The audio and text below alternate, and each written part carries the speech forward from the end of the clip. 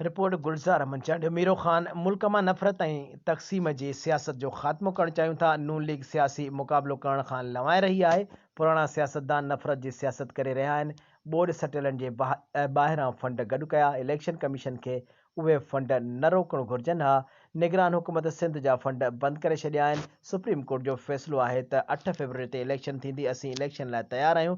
कंहिं में दम नाहे त चूंडूं मुलतवी कराए। नून लीग पंजाब में पीपी उम्मीदवारनि ते तनक़ीद करण खां पासो करे हुकूमत में अचण खां पोइ पेश कयल 10 नुकाती एजेंडा तहत ख़ुशहाली आणींदासीं। पीपी चेयरमैन बिलावल भुट्टो ज़रदारी जो पंहिंजे चूंड तक NA 196 जे दौरे दौरान मीडिया सां ॻाल्हियूं कयूं।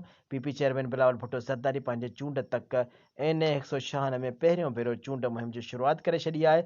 बिलावल भुट्टो ज़रदारी पंहिंजे पुफी फरियाल टालपुर ऐं पीपी सिंध जे सदर ऐं PS 15 जे उम्मीदवार निसार खोड़ो समेत PS 14 जे उम्मीदवार मीर नादर मक्सी, PS 16 जे उम्मीदवार सरदार ख़ान चांडियो, बुरहान चांडियो सां गॾु मीरो ख़ान में पीपी ज़िलई सदर कमरदीन गोपांग जी रहाइशगाह गोपांग हाउस ते पहुची पार्टी उहिदेदारनि, अॻुवाणनि ऐं मुअज़्ज़ज़ शख़्सियतुनि ऐं वोटरनि सां गॾिजाणियूं करे वोट ॾियण जो चयो।